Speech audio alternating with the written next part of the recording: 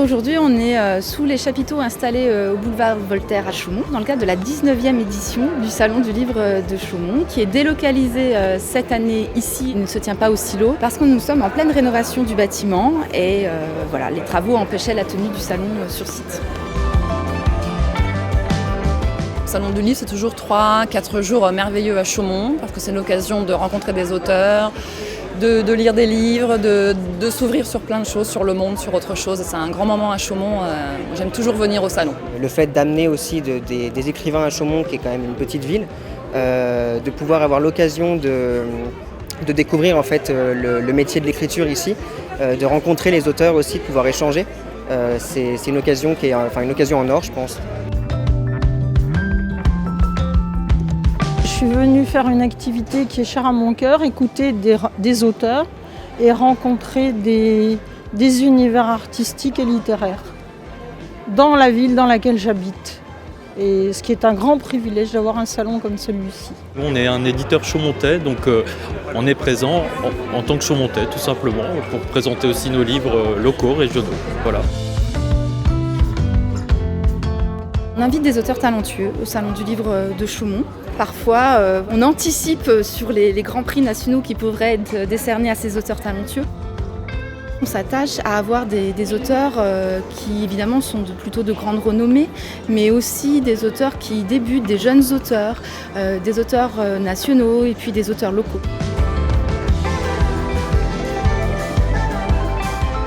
La thématique, c'est héritage et patrimoine. Alors c'est une thématique qu'on a choisie parce que ça fait 3 ans qu'on travaille sur une exposition, l'exposition Rare et Remarquable, qui est présentée au Silo jusqu'au 31 décembre. Et cette exposition valorise les livres anciens qui sont conservés à la médiathèque Les Silos, et notamment les livres les plus rares. Et donc logiquement, on a développé la thématique sur l'ensemble des saisons culturelles de Chaumont, c'est-à-dire de septembre à décembre, l'ensemble des établissements de la ville de Chaumont et la direction des politiques culturelles développent des actions culturelles autour de la thématique, et dont le Salon du Livre s'inscrit totalement dans cette démarche-là.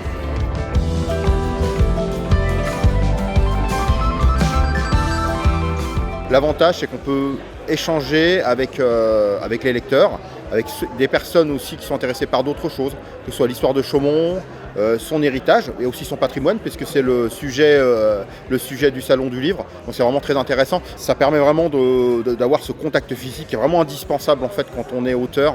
Et ce qui est intéressant aussi, c'est de pouvoir discuter avec les gens et d'échanger. Moi, le dernier, je parle beaucoup d'Agatha Christie, de choses comme ça, donc j'aime bien échanger autour du polar, autour de parler littérature, quoi, aussi, pas seulement vendre des livres, mais aussi échanger avec les gens, quoi.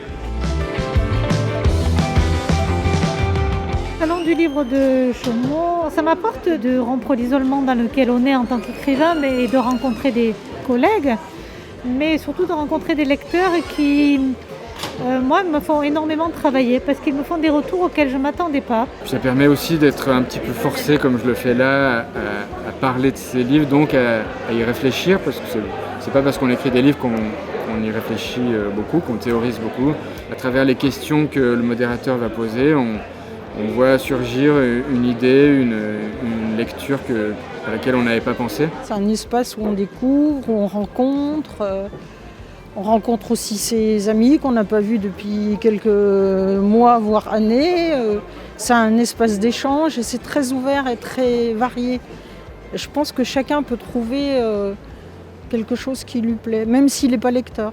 Justement, avec ce salon, les gens se rendent compte qu'il y a des créateurs, il y a des gens qui innovent, il y a des gens qui font passer des idées, la richesse de notre région, que ce soit au niveau patrimonial, que ce soit au niveau, de l'architecture, de la littérature, de la poésie, voilà. On est magnifiquement bien accueillis par la ville de Chaumont et par la médiathèque. Donc ça, c'est très important aussi pour les auteurs que nous sommes. J'espère que ce salon du livre perdurera dans les années à venir et qu'il attirera de plus en plus de monde, parce que je pense que, très personnellement, la lecture est quelque chose d'important pour chacun d'entre nous. Ça permet ou de s'instruire ou de s'évader. Et j'espère qu'encore longtemps, on pourra en profiter.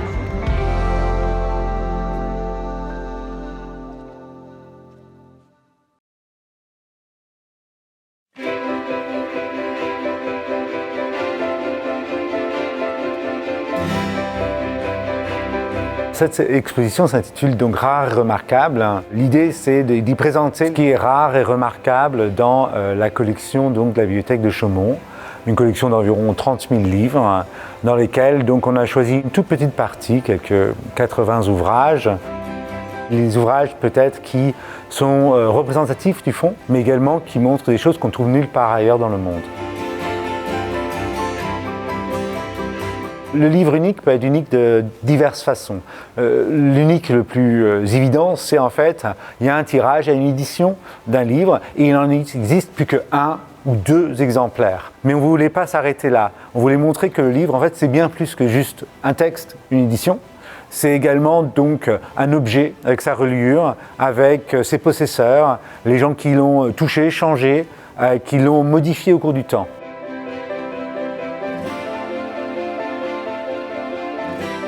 On a des ouvrages qui ont appartenu à certains des plus grands auteurs du domaine français. Donc typiquement, par exemple, on a un des 30 seuls connus ouvrages qui est appartenu à Rabelais, le grand auteur donc, du XVIe siècle. On trouve également des ouvrages qui ont appartenu à Racine. Et donc c'est important de pouvoir montrer ça. On a également des ouvrages qui ont des reliures qui montrent des possessions remarquables. On a un livre aux armes donc, de Marie-Antoinette, mais également d'Henri VIII d'Angleterre.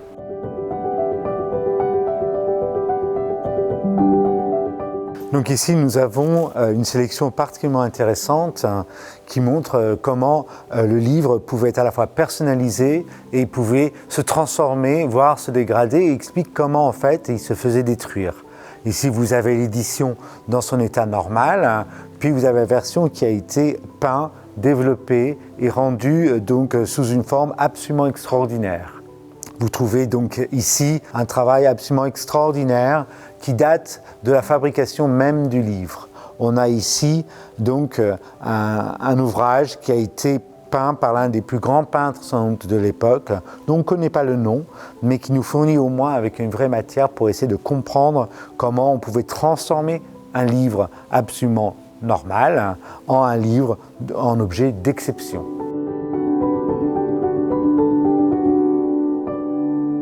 La reliure, telle qu'elle a été faite pendant le 15e, 16e, 17e, 18e, même le début du 19e siècle, n'est pas faite comme on le voit aujourd'hui. En fait, la vaste majorité des livres étaient reliés par les gens qui les achetaient. C'est-à-dire qu'en fait, on achetait un livre sous forme de feuille et on décidait de la reliure qu'elle aurait. Ainsi donc, on a parfois des reliures remarquables avec des peaux extrêmement rares, chères, comme par exemple des reliures en maroquin, c'est-à-dire en chèvre, ou des choses très peu chères avec des reliures en papier ou voire en parchemin recyclé.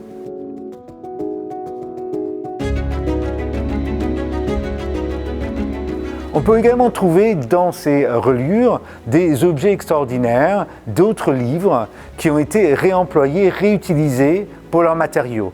On renforçait ainsi la reliure en mettant d'autres éléments, des feuilles non utilisées, des livres qui ne servaient plus pour renforcer la structure. Mais des fois, on utilisait également autre chose. On trouve ici, par exemple, un cas extraordinaire où on a des cartes à jouer qui ont été utilisées pour matelasser l'ensemble. C'est d'autant plus extraordinaire que ces cartes à jouer sont très anciennes. La reliure elle-même date du tout début du XVIe siècle. Et donc, ce sont des cartes à jouer fabriquées au XVe siècle, c'est-à-dire ce qu'on appelle communément le Moyen-Âge, qui sont ainsi préservés, alors que c'est des objets, évidemment, qui n'avaient aucune vocation à se trouver dans un livre.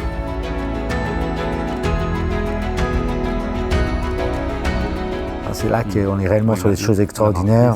Voilà. Ce texte juridique du XVe, bon, voilà, il est amusant, mais il n'a pas plus d'intérêt réellement que ça. Pour fourrer, pour matelasser la reliure, c'est ça? Et c'est pour matelasser la reliure qu'on trouve donc ces cartes de carreaux, de cœur, de trèfle. On a les quatre éléments.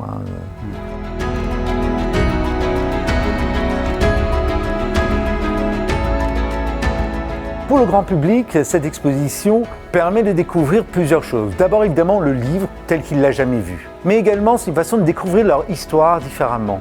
Ça leur parle de Chaumont, de la façon dont les gens ont pu vivre avec les livres, acheter des livres, écrire dans les livres également. C'est la vie telle qu'elle était dans les mains des Chaumontais qu'on peut redécouvrir.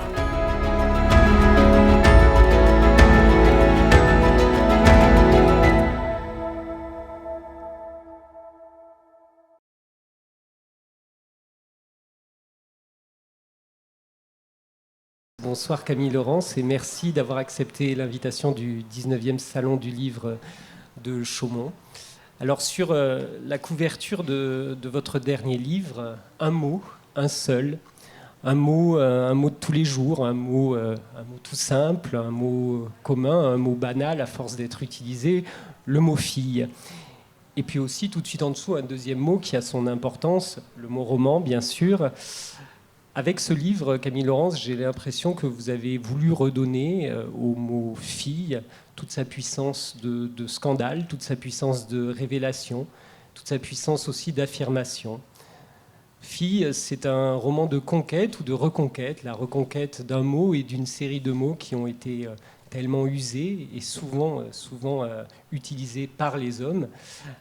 C'est également une trajectoire, un roman qui part d'une affiliation, puisque vous le dites, et on en parlera sans doute tout à l'heure, on est toujours, quand on est fille d'eux, et qui va et qui a abouti à une affirmation. Fille parue récemment, en 2020, qui a d'ailleurs remporté le titre de meilleur livre de l'année, je crois remis par le magazine Lire. Voilà. Une question peut-être pour commencer. Qu'est-ce qui a fait? Est-ce qu'il y a, Camille Laurence, une raison précise ou une série de raisons qui ont fait que vous avez eu envie de revenir sur cette question qui est finalement celle de la condition des femmes, la condition féminine, de la place qui est faite aux femmes, aux filles, une fois encore, et avec autant de force dans ce nouveau livre? Est-ce que, par exemple, le mouvement que nous avons connu ces dernières années, le mouvement qu'on a l'habitude d'appeler le mouvement MeToo, a pu jouer un rôle dans cette volonté de remettre le métier sur l'ouvrage? Oui, ça a certainement joué un rôle. Cela dit, comme vous l'avez rappelé, j'avais déjà consacré plusieurs romans à la question du féminin. On peut même dire que c'est un fil qui parcourt tout mon travail depuis le premier roman. Le destin des femmes, qu'est-ce que ça veut dire être une femme? Qu'est-ce que ça veut dire aussi être une femme par rapport aux hommes? Dans ces bras-là, c'était vraiment la question de la différence sexuelle, comment expliquer cette différence, de quelle nature est-elle? Voilà, c'était des questions, la question du désir, du désir d'une femme pour les hommes. Donc, bon, c'est toujours parce que depuis maintenant un certain nombre de livres, même peut-être depuis le premier, mais enfin surtout depuis Dans ces bras-là, je me suis tournée vers ce que j'appelle l'écriture de soi, c'est-à-dire que je pars d'une expérience. Ça ne veut pas dire que ce ne sont pas des romans, hein, mais je pars d'une expérience subjective qui est donc la mienne. Donc je suis une femme. Les expériences que je vis sont très souvent en rapport avec mon sexe, il faut bien le dire. Et j'avais envie de creuser cette question-là qui est la mienne. Alors je l'avais fait déjà dans l'Amour roman, c'était déjà l'histoire de 3, même 4 générations de femmes. C'était vraiment la lignée maternelle pour voir comment les grands événements féminins, entre guillemets, avaient évolué au cours du temps. Les grands événements, c'est pas là, justement la naissance, avoir des enfants, qu'est-ce que ça veut dire que naître fille, ensuite le mariage il y a 100 ans, j'avais une arrière-grand-mère qui était, comme on disait à l'époque, fille-mère, qui était donc mère célibataire, ensuite une grand-mère qui a eu un mariage un peu arrangé, enfin voilà, c'est-à-dire comment finalement l'amour se traduisait en fonction de l'époque, en fonction de la société. La question ensuite du divorce, est-ce que c'était que divorcer il y a 100 ans, est-ce que ça peut être maintenant? Des questions aussi sociétales, l'avortement, bon, voilà, tout cela, j'avais envie de le voir de manière historique, donc c'était le cas dans l'Amour roman. C'est une fille. De l'autre côté de la phrase de Sœur Catherine se trouvent tes parents. Les destinataires, les responsables aussi, les faiseurs de filles, les fauteurs de troubles. Lui, elle, à l'instant T, qui n'a pas su donner quoi? Mais en ce moment précis, ce n'est pas la question qui prévaut, même si plus tard on pourra se renvoyer la balle pour sceller son dépit, dépioter le chou blanc. ils reçoivent la nouvelle. L'attendant, t'attendant, ils ne savaient rien. Ils ne t'ont pas vu percer l'opacité du ventre maternel et remuer de tes mains l'air liquide sur quelque écran lumineux scruté par une blouse blanche dont ils auraient guetté le guet, suspendu à la phrase décisive, toujours nimbée de doute, la conscience professionnelle, émus par leur interprétation intime, pour qu'ils bougent autant, ce doit être un... suspendu à la profération de l'oracle, à sa vérité probable, non pas « c'est une fille », mais son équivalent prudent, son synonyme approximatif, « je ne vois rien ». On ne les a pas informés de ton manque de forme à l'endroit où ça se forme. Je ne vois rien, comprenez, c'est une fille. Il n'y a rien à voir, circuler, c'est une fille. Tes parents n'attendent ni n'entendent de semblables annonces, car les machines ad hoc n'existent pas encore. Nous sommes en 1959. L'écho des bijoux de famille ou rien qui se pixelisent à vue d'œil, on vient à peine d'en concevoir l'idée. La technique n'écrit pas encore l'onde gélifiée des désirs et dépits. Aucune image ne vient saisir les nageurs amniotiques. Alors tu peux bien faire des pieds et des mains, remuer ciel et terre à coups de talon, le suspense reste entier jusqu'à la fin. Et vains tes coucous d'orteils, malgré les prédictions de la grossesse. Pas de nausée, c'est un garçon. Envie de vomir, c'est une fille. Libido au plus haut, c'est un garçon. Désir en berne, c'est une fille. Envie de sel, envie de sucre, les filles sont des gourmandes, c'est connu. Ballon rond, beau garçon. Ballon de rugby, pas de zizi. Fait ton grand-père qui a feinté les All Blacks en 1925 dans un stade archi-comble. Il y a même des hypothèses plus secrètes qu'on se répète à l'oreille de parturiente en parturiante entre deux respirations du petit chien. Si on a joui pendant la conception, ce sera un garçon. Si on n'a rien senti, va pour une fille. Ta mère est inquiète. Merci beaucoup, Camille Laurence. Alors justement, c'est aussi un récit, un roman qui parcourt le temps, puisqu'on commence, on l'a dit, en 1959, mais on vient presque jusqu'à aujourd'hui. Et donc, vous traversez d'une certaine manière les 40, 50 années qui viennent, même plus d'ailleurs, 60 années qui viennent de s'écouler, avec en creux se dessine une histoire de la condition féminine, avec ses luttes, avec ses conquêtes. Par exemple, il y a toute une partie sur les années 70, et vous évoquez le mouvement de libération des femmes, et vous retrouvez d'ailleurs les tonalités, les slogans, les mots de l'époque. Et là, il y a un travail assez extraordinaire, je trouve, dans ce roman. Vous arrivez à adopter les langages des époques successives. Est-ce que... C'est-à-dire qu'il faut bien que je dise que j'étais née. J'étais née, j'étais même adolescente, donc je me souviens, ça correspond à ma jeunesse. Moi, j'ai passé le baccalauréat en 1975. Et donc tout le mouvement, j'ai connu vraiment, et c'était une grande époque, j'ai connu le mouvement de libération de l'avortement et de la contraception, le MLAC, le MLF bien sûr, et donc par rapport au mouvement MeToo dont on parlait tout à l'heure, il y a ces prédécesseurs quand même qui ne sont pas anodins, et j'avais envie de mettre en perspective, peut-être pour les générations plus jeunes, cette histoire-là. Alors c'est pour ça qu'il y a la grand-mère et la mère qui, elles, ont connu l'époque dont je parlais tout à l'heure, où les femmes n'avaient pas le droit donc de travailler, de faire un chèque sans l'accord de leur mari, étaient complètement dépendantes.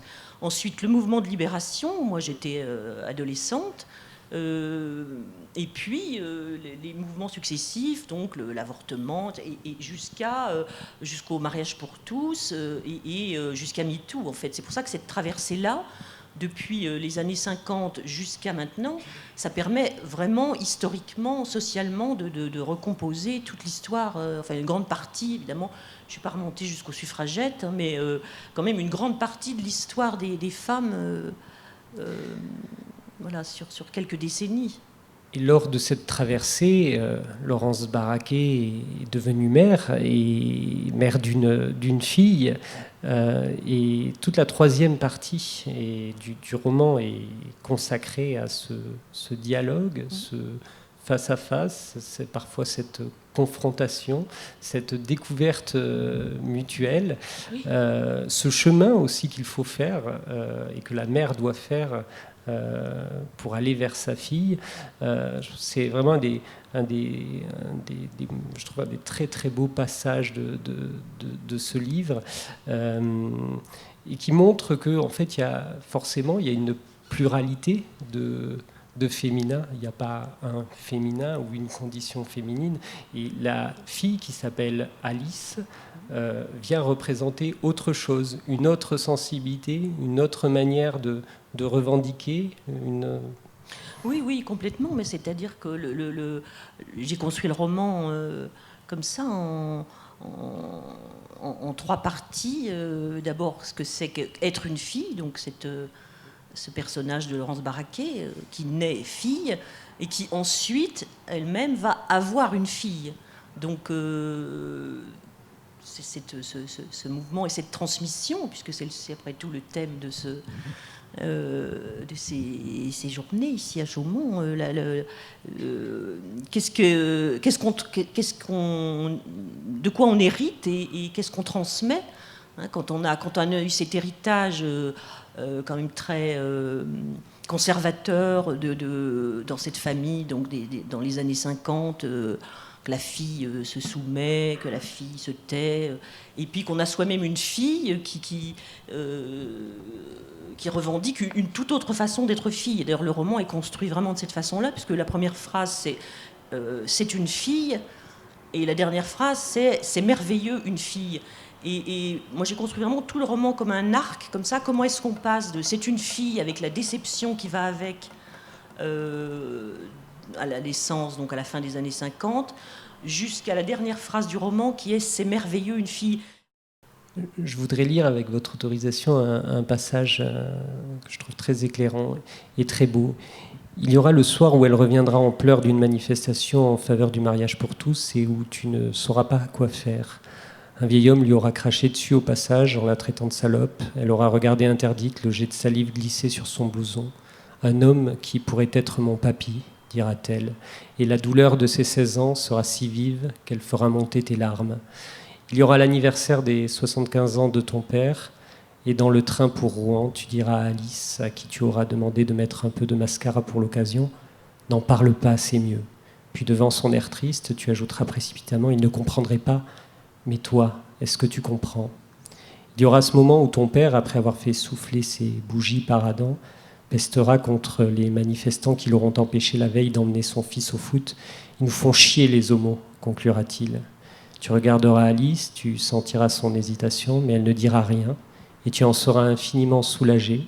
Tu préférerais que personne ne le sache, qu'elle ne le dise à personne. Rien n'existe vraiment tant qu'on ne l'a pas exprimé. Tu en as l'expérience, avec sa part de mutilation peut-être, mais d'oubli salvateur aussi, penseras-tu. C'est un petit peu comme si la mère, à ce moment-là, malgré elle, refaisait le geste inaugural de la famille, qui est d'intimer sa propre fille au silence. Alors le silence cachait le fait qu'en fait sa fille préfère les filles. Et alors il y a à la fois ce moment assez tragique, on n'apprend rien, et en même temps si on apprend, parce que cette femme, Laurence Baraquet, va justement trouver en elle suffisamment d'amour pour faire les pas nécessaires et pour comprendre sa fille. Oui, tout à fait. C'est-à-dire que c'est un parcours, justement, depuis une enfance, comme ça, une éducation, si on peut dire, qui a fait qu'elle a complètement intégré l'idée qu'être une fille, c'est une forme d'infériorité, c'est une forme de honte, presque. Et c'est par sa propre fille qu'elle va finalement apprendre que c'est merveilleux une fille, ça veut dire c'est merveilleux d'être une fille, et c'est merveilleux aussi d'aimer une fille, C'est-à-dire, voilà, que ça veut dire finalement aimer une fille. Et c'est un chemin d'amour, effectivement, d'intelligence au sens étymologique, de faire des liens, d'arriver à comprendre de manière affective aussi ce que ça signifie qu'être une fille. La transmission finalement se fait dans les deux sens et elle n'est pas uniquement descendante. Mais oui, mais c'est-à-dire que la libération en tant qu'elle croyait avoir plus ou moins faite justement avec les mouvements de libération, le MLF, etc. La libération se fait dans la conversation avec sa fille, dans le lien affectif avec sa fille, oui. Et ce qui est aussi frappant tout de même, malgré tout, même si le livre finit sur une merveilleuse ode à l'espoir, finalement, et un passage très, très lumineux, un final très, très lumineux, on voit bien tout de même que malgré tout, les atavismes restent forts. Bien sûr. Vous restez optimiste, Camille Laurence?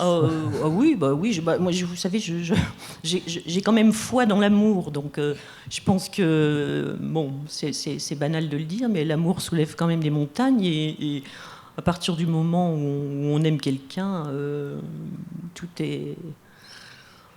On peut tout comprendre, on peut tout... Enfin, je veux dire, il n'y a rien à comprendre, il y a juste à voir ce qui est.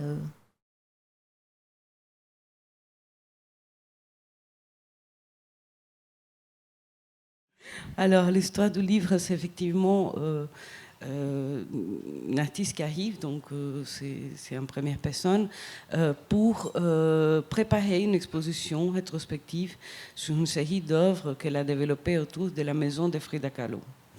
Et c'est dans cette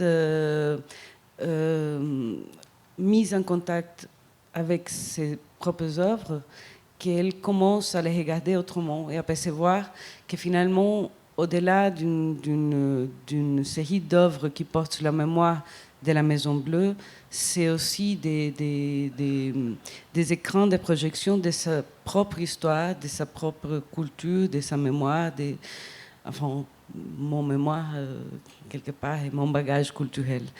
Et ce que Frida m'a donné vient, en fait, le titre vient d'une œuvre de Frida Kahlo qui s'appelle « Ce que l'eau m'a donné ».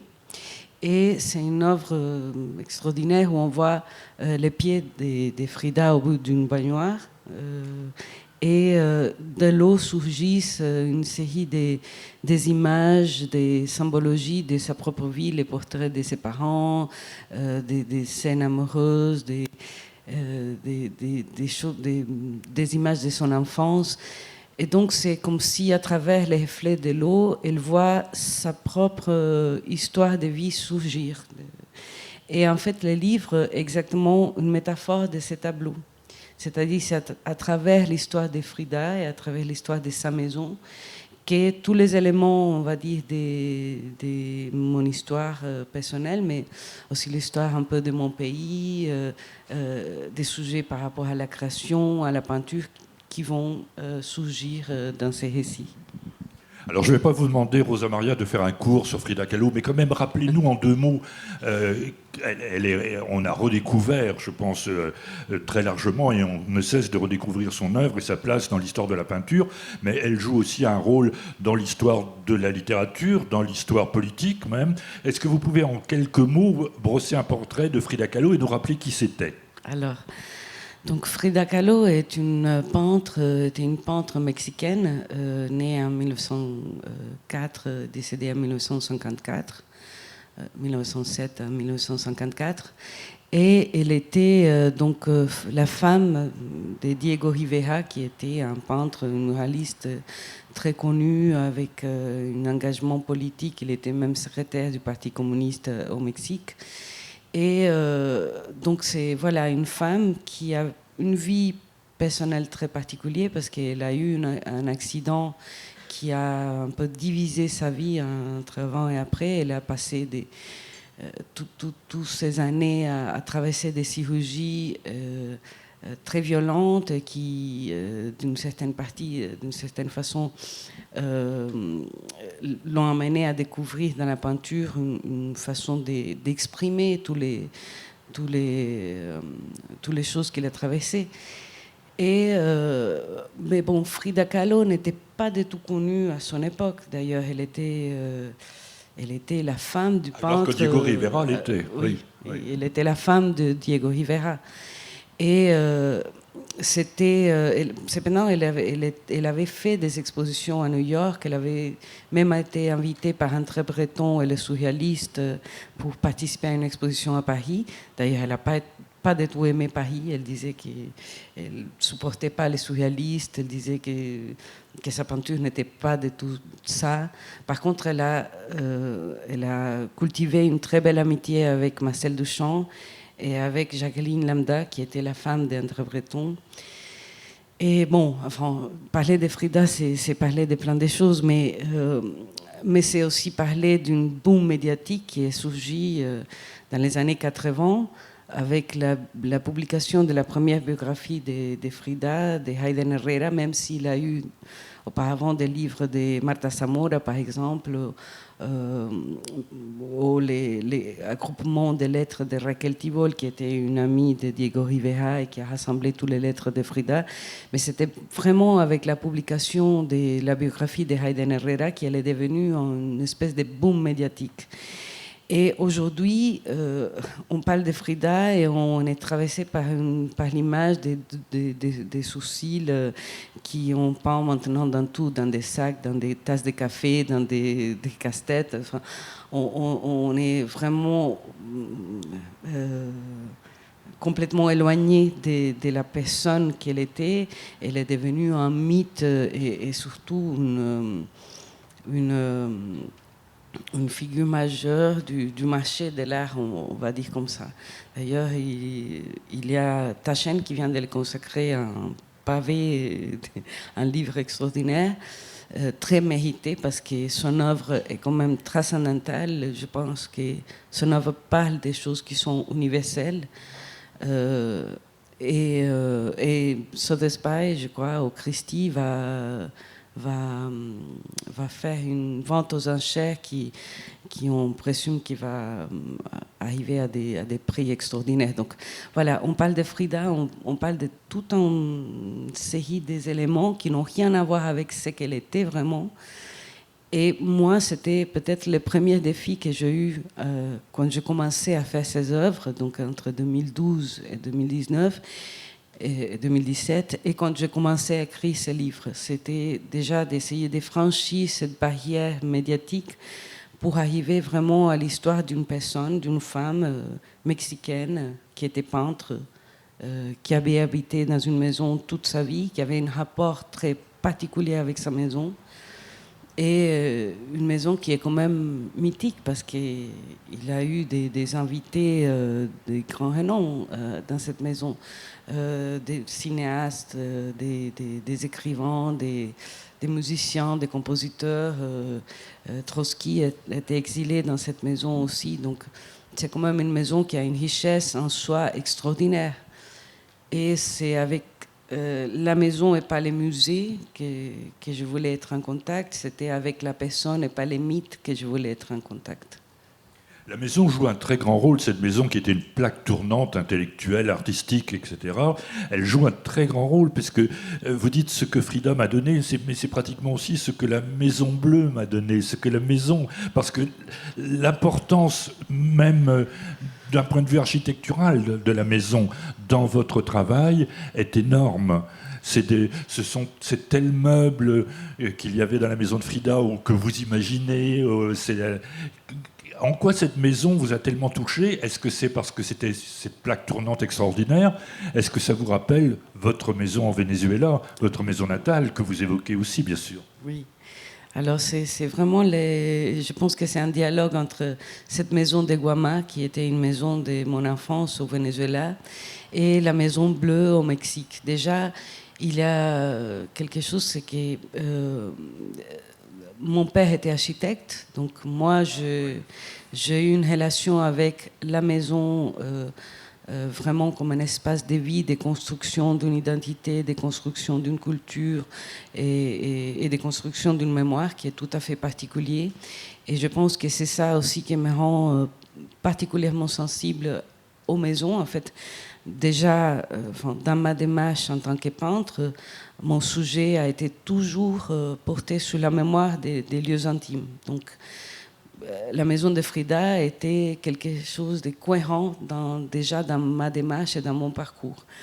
Et après, il y a bien sûr une empathie profonde avec la culture mexicaine, pas seulement par l'architecture, parce que on parle de l'architecture coloniale, mais la Maison Bleue, par exemple, au départ, n'était pas vraiment une maison coloniale, c'était une maison créée au début du XXe siècle, très inspirée de l'architecture néoclassique française, comme la plupart des bâtiments au Mexique. Et c'était dans les années 30 que Diego Rivera et Frida Kahlo ont réhabillé cette maison dans une identité très mexicaine qui vient aussi de la culture coloniale qui est en commun aussi avec la culture du Venezuela. Donc ça, c'est déjà une chose. Mais je pense que c'est... en fait, on parle d'une personne qui est née et qui est décédée dans cette maison.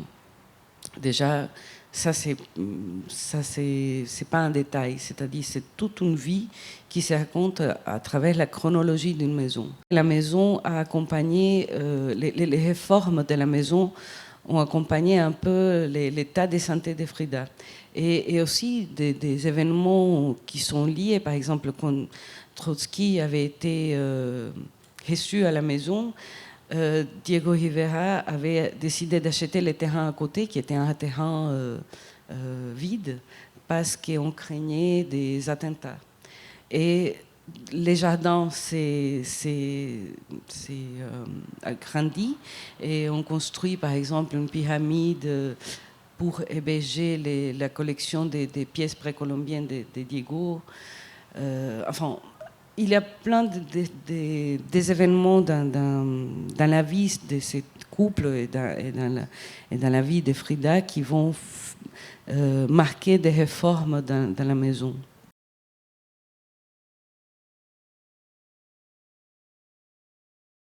Nous sommes à l'été 2056 dans ce livre-là, en altitude. Une alarme retentit tout au début de ce livre. Elle va réveiller 2 sœurs. Cette alarme est censée prévenir du danger lié au glacier qui est juste à côté, qui est placé sous haute surveillance depuis quelques années, car il pourrait à nouveau y avoir une rupture de poche comme lors de la catastrophe de 1892. C'est le préambule de Orgel. Ce dernier roman, la narratrice s'appelle Lucie, elle a une 50aine d'années. Et elle vit dans sa grange isolée, une grange foraine, vous allez nous dire vraiment le lieu qui est très important. Et elle vit depuis quelques mois maintenant avec sa sœur qui avait était absente, disparue pendant une 30aine d'années. Pierrick baillit beaucoup de choses qui font écho à votre livre. On est là pour le coup dans les années 2000, dans la petite commune de Saint-Claude, dans le Jura. Émeric, votre narrateur, croise Florence lors d'un concert. Elle a 15 ans de plus que lui. Elle est enceinte. Il n'y a pas de père. Et ils vont débuter une histoire ensemble. Il va l'accompagner sur la fin de sa grossesse, l'accompagner à l'accouchement. Il sera présent à l'accouchement. Il sera là au début de la vie de l'enfant qui va naître, qui s'appelle Jim. Mais lui n'a pas choisi le prénom, c'est important.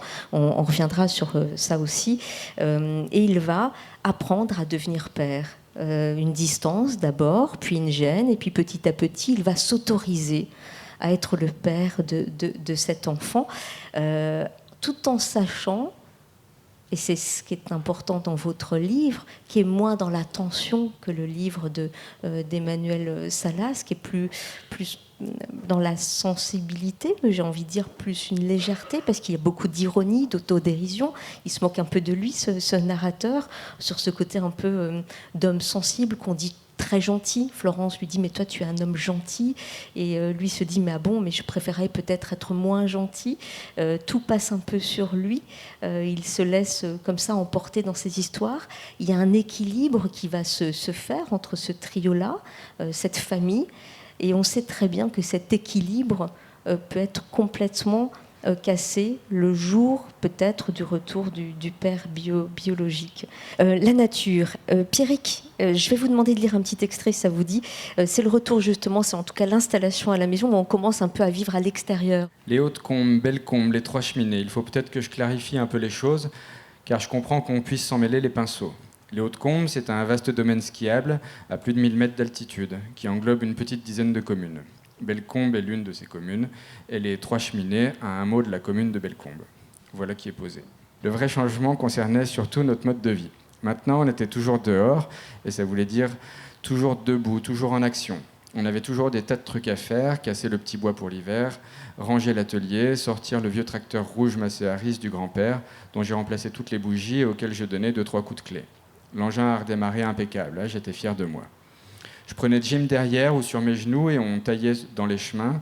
Et on n'avait rien à transporter de spécial, mais on adorait ça. Pour tout ce qui tournait autour du tracteur, j'associais le môme. Rien que pour faire le plein d'essence, je l'attendais, même s'il se contentait d'ouvrir et de reboucher le jerrycan, c'était toujours ça de fait. Il fallait faire, oui, c'était ça. On ne se plantait jamais devant la télé comme à Saint-Claude. On se trouvait toujours des tas de raisons de bouger. On s'inventait de nouveaux projets, comme la fois où je me suis piqué d'installer une douche extérieure derrière la maison, en branchant un tuyau en zinc directement sur le chauffe-eau et en ajoutant un mitigeur. On a passé l'été à se laver en plein air, avec vue dégagée sur les pâturages. On s'est même amusé à faire un potager autour de la baraque. Il a fallu le clôturer à cause des sangliers et des blaireaux. À cette altitude, ce n'est pas évident de faire pousser des légumes, mais on a quand même eu des courges, des courgettes, des poireaux, des betteraves, des haricots. On se baladait beaucoup en forêt, on partait tous les deux et on fabriquait des flèches avec des branches de noisetier. Je lui apprenais à tailler une pointe fine à l'avant et une double encoche à l'arrière pour glisser des plumes de buse, de corbeau ou de faucon cresserelle. Il en voulait toujours plus, des dizaines de flèches, de quoi remplir plusieurs carquois. Il poussait des cris d'Indien en tapant sur ses lèvres du bout de la main et me disait qu'il aimerait bien avoir un cheval, mais qu'en même temps il avait peur des chevaux. Il s'imaginait qu'avec son arc et ses flèches, il pourrait tuer un grizzly. Et il me demandait si j'en avais déjà tué, et je lui répondais qu'il n'y avait pas d'ours dans le Jura. Il me demandait si j'avais déjà attrapé des poissons à la main dans la rivière, et j'hésitais à lui mentir. Et finalement, je lui disais que j'avais attrapé beaucoup de poissons dans ma vie, mais jamais à la main, toujours à l'aide d'une canne à pêche.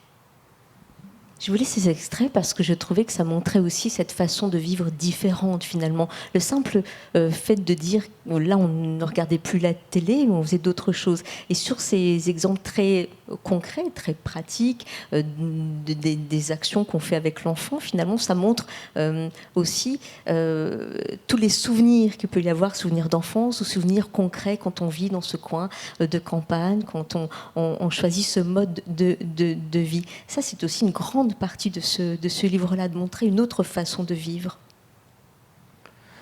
Autre façon pour ceux moi, qui vivent en ville. Oui, peut-être pour ceux qui ne la vivent pas, mais pour moi, ce n'est pas une autre façon de vivre, c'est plutôt la façon dont j'ai grandi. Et puis, ça ressemble presque un peu à la façon dont grandissent mes enfants. Et en l'occurrence, c'est la façon dont grandit l'enfant dans le livre. Mais... Donc je ne saurais pas vous dire en quoi elle est autre, mais c'est vrai qu'elle est probablement caractéristique de l'endroit où grandissent, où ont grandi d'ailleurs les trois personnages, puisque à ce moment-là, ils retournent vivre dans la maison qui serait la maison familiale de Florence, qui est la mère de Jim. Et Florence en est partie, et elle en est partie... Il y a quelque chose aussi qui fait écho avec ton livre. Elle en est partie de façon assez rageuse. Elle a rejeté son milieu, elle a rejeté ses parents violemment. Et presque aidée par ses parents qui étaient paysans comme dans ton livre, mais qui eux n'ont pas voulu transmettre leur héritage. C'est le cas dans les... Je trouve qu'aujourd'hui, les paysans n'ont que des grosses exploitations, mais pendant longtemps, c'était des fermes, ce qu'on appelait vraiment des fermes à l'époque. Et je pense que il y a eu une génération, peut-être la dernière génération de ce type de paysans, qui qui sachant, comme tous de toute façon, à quel point c'est un métier difficile, n'ont pas eu envie de transmettre la ferme familiale comme ça se faisait avant, et qui ont plutôt poussé les enfants soit à s'émanciper, à faire des études, voilà, quoi. En tout cas, qui n'ont pas transmis ça, cet héritage-là. Et Florence, aussi parce qu'elle rejette vraiment ce que sont ses parents à l'adolescence, quand elle est adolescente. Elle part sur les routes pendant une quinzaine d'années. Elle vit avec un tailleur de pierre, donc elle sillonne la France au gré des chantiers de son Ce qu'elle appelle sa vie rock'n'roll. Voilà, c'est rock'n'roll, un peu sur les routes, c'est ça. Ouais, ça dure une quinzaine d'années, et bon, au moment où elle se sépare de cet homme, elle n'a pas d'autre choix que de revenir chez ses parents, et là, elle va découvrir un attachement qu'elle ne soupçonnait pas pour ses parents et aussi pour le lieu qu'elle a quitté, qui est le lieu de son enfance, et qu'elle ne connaît pas si bien qu'on pourrait l'imaginer, et qu'elle connaît même moins bien que son fils va le connaître, puisqu'elle n'y a pas été initiée de la même façon. C'est ça, parce qu'elle reviendra, mais elle repartira très loin. Et alors que Emmerich, le narrateur, lui, va redevenir ce qu'il appelle aussi un gars du Jura, un gars de la campagne. Et vous dites à un moment donné cette différence qu'il y a entre la ville et la campagne, et le regard qu'on peut avoir, les clichés qu'on peut avoir les uns sur les autres. C'est vous qui mettez en miroir un peu les uns et les autres, et un peu les clichés qu'on peut tous avoir, et le côté clivant des choses aussi. Oui, tout à fait, mais parce que Emmerich va aussi, une bonne partie du livre se passe à Lyon. Et Emmerich, quand il est poussé à quitter la cellule familiale, pour une raison que l'on ne va pas trop développer, va vivre quelques années à Lyon, qui est la grande ville du coin. Ici, je ne sais pas ce que ce serait, mais peut-être Paris. Ou je sais pas. Mais bon, quand on est dans l'Est et qu'on va vivre pour le travail la plupart du temps dans une grande ville, c'est Lyon. Et il passe quelques années sans même questionner son statut d'enfant du Jura ou de rural et tout. Et à un moment donné, lui aussi va ressentir, va se sentir lui-même comme un gars du Jura, et va se mettre à avoir un petit regard un peu distancié et peut-être un peu moqueur sur certains comportements citadins, mais en même temps il le fait sans méchanceté et en sachant que de toute façon ça se fait dans les deux sens, et puis que c'est de bonne guerre, quoi. Avec tous les clichés que les citadins déversaient sur nous, on pouvait se rattraper un petit peu, non ? Oh, on avait de la marge, ils n'aimaient pas ça, les gens de la ville se faire chatouiller par les bouseux, pas plus qu'on aimait être considérés comme des arriérés par les citadins branchés. Il faut croire qu'on ne pouvait pas s'en empêcher d'un côté comme de l'autre. Effectivement, il y a beaucoup d'humour aussi dans ce que vous écrivez. La nature, Lucie, elle la connaît depuis longtemps, elle l'arpente avec sa sœur d'ailleurs, elle marche, elle randonne, elle connaît aussi cette nature grandiose, elle connaît l'eau, elle connaît la forêt par cœur. Si ce n'est quand même qu'il faut s'y confronter. C'est un paysage grandiose, mais vertigineux aussi, qui, même si on le connaît, fait peur. Et ça, c'était aussi très marquant. Encore une fois, cette peur qui est tout de même là, même quand on connaît ce paysage de montagne. Il y a une espèce d'emprise du paysage, mais c'est pas dans le premier livre où j'aborde cette impériosité et cette emprise du lieu dans lequel on habite ou qu'on traverse. Et en l'occurrence, en haute montagne, mais je crois un peu partout, mais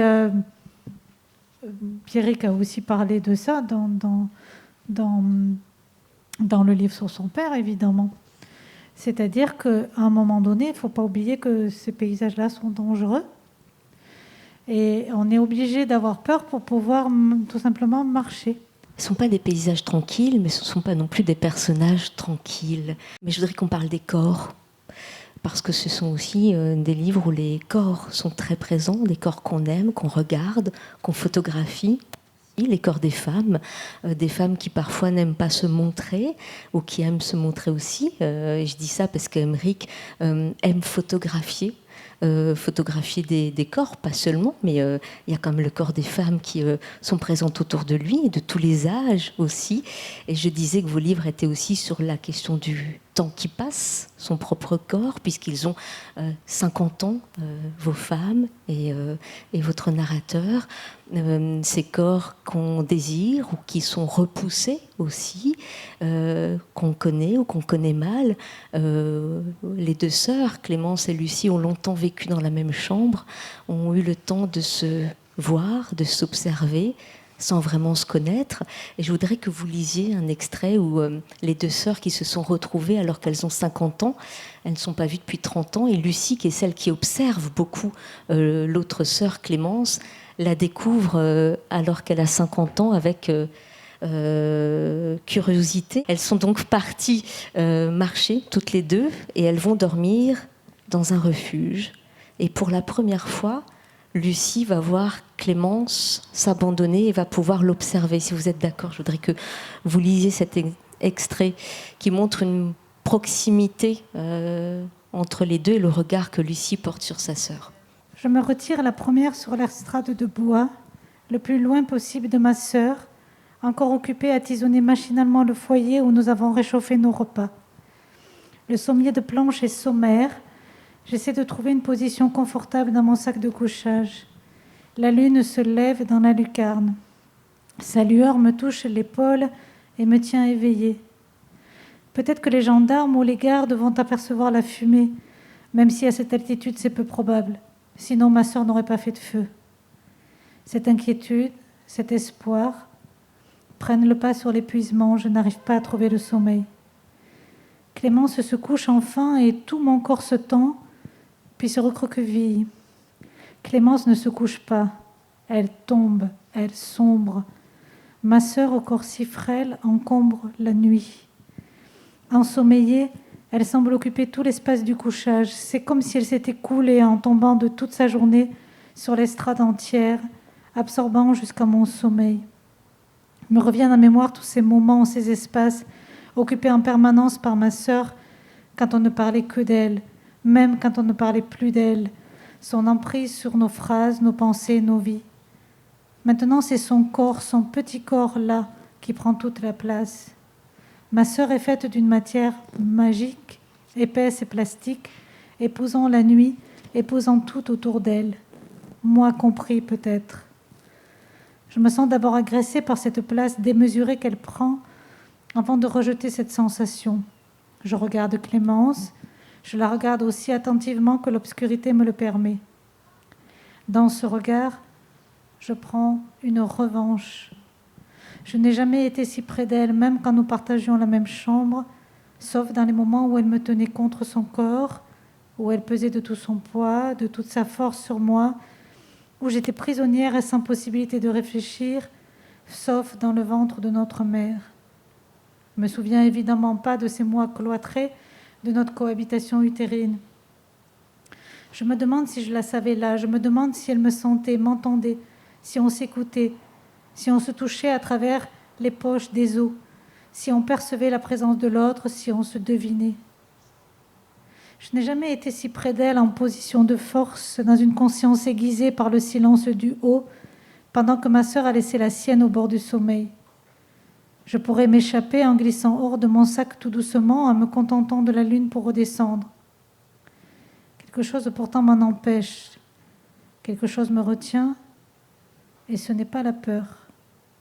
Ce n'est plus la peur. C'est un lien plus fort encore qui prend la forme du corps de ma sœur, mais qui n'est pas lui, qui n'est pas elle.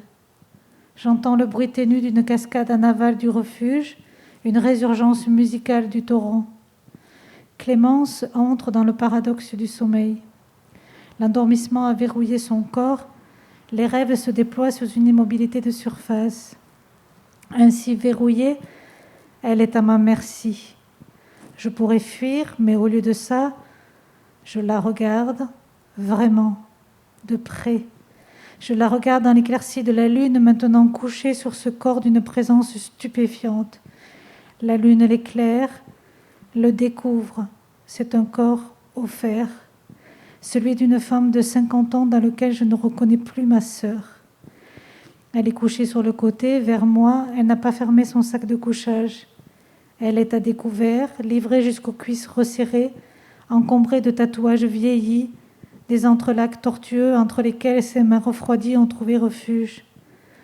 Un peu de ventre dépasse de son t-shirt relevé. Sur ce ventre, quelques vergetures ont dessiné d'autres tatouages dans sa chair, des tatouages à l'envers plus blancs que la peau. Je regarde l'âge s'emparer du ventre de ma sœur. Je contemple sa peau mise à mal par les changements hormonaux, ou peut-être d'anciennes grossesses, une peau marquée, peignée par sa respiration ralentie. Je ne connaissais pas cette histoire, ce récit sur son corps, ces marques que sa vie sans nous a écrites sur son ventre. La musique de la cascade s'infiltre à nouveau jusqu'à nous. Je la laisse passer dans ma tête. Je l'oublie pour écouter ma sœur endormie. Plus haut, sa gorge émet un son renfrogné de rêve. Plus haut encore, sa bouche entrouverte. Plus haut encore, sa bouche entrouverte empoigne l'air que nous partageons, le restitue à la nuit. Ses yeux s'agitent sous la protection dérisoire des paupières. Je me demande quels sont ces rêves qui la tiennent loin de moi, comme du temps de sa disparition.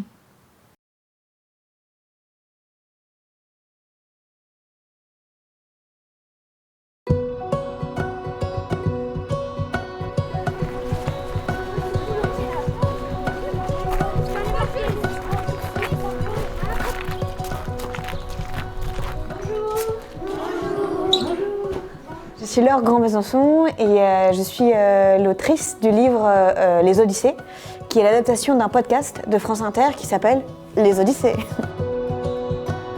Je suis venue rencontrer des élèves de la classe de CM1 de l'école Jean Massé. Je suis là pour répondre en fait à toutes les questions des élèves sur à la fois le livre des Odyssées, mais aussi le podcast.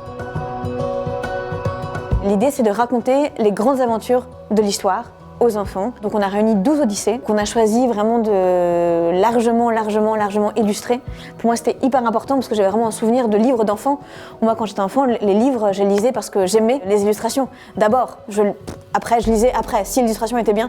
Donc c'était vraiment très important pour moi que soit vraiment un beau livre. Chaque année, on sort 30 nouveaux podcasts. Donc on en a encore pas mal à sortir. On est en train de fabriquer un tome 2, deuxième livre. Et puis normalement aussi, il y a un spectacle qui devrait naître l'année prochaine aussi. Voilà. Donc les Odyssées sur scène. C'est toujours un très grand plaisir de rencontrer les enfants qui écoutent et qui lisent le livre. C'est très précieux de voir leurs réactions, leurs questions, ce qu'ils ont aimé, pas aimé, leur rapport à ces récits d'aventure, qu'est-ce qui les titille ou pas, c'est toujours hyper intéressant et aussi touchant. Plusieurs fois, des élèves sont revenus sur, par exemple, l'histoire de Martin Luther King et la violence qui avait été faite aux Noirs des États-Unis. Le fait que, par exemple, dans Calamity Jane, les femmes soient exclues de ces grandes aventures de la conquête de l'Ouest, etc. Donc j'ai l'impression qu'ils étaient un peu sensibles à ces personnages qui, d'une manière ou d'une autre, avaient dû se battre et avaient été exclus d'un monde dont les règles étaient fondamentalement injustes.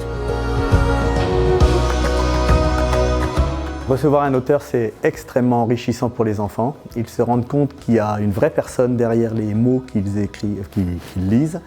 Et ça devient très très concret. Elle les a mis à l'aise immédiatement.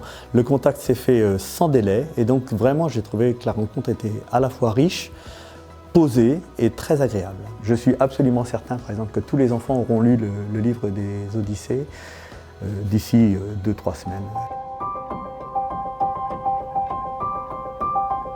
Par un hasard très particulier, on a retrouvé toute une série de tout l'univers des années 60. Et puis je leur ai montré simplement à titre documentaire pour leur montrer ce que moi je lisais quand j'étais jeune, quand j'avais leur âge, parce que j'étais abonné à tout l'univers. En feuilletant quelques-uns, je suis tombé sur l'histoire de Robert Peary qui a pensé découvrir le pôle Nord.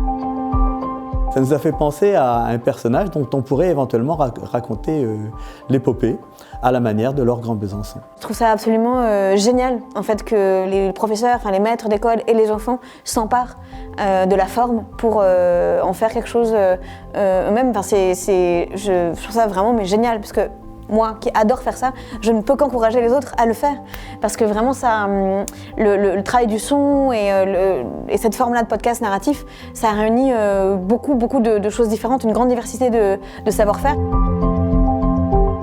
Quand on écrit quelque chose, de pouvoir rencontrer les gens qui le lisent, ça met du vivant, du concret, de la chair, ça termine le travail en fait. La rencontre advient enfin quoi. Alors que quand on écrit et qu'on fait de la radio, où en fait on est avec les gens, mais quand même on s'en protège un peu, enfin on n'est pas... Et donc là enfin on les voit, donc c'est primordial. C'est le Salon du Livre qui nous propose chaque année de participer à des rencontres. J'y participe chaque fois que c'est possible. Donc vraiment, je ne vais pas en dire du mal parce que c'est vraiment, je trouve tellement bien cette possibilité de rencontrer des auteurs, des illustrateurs.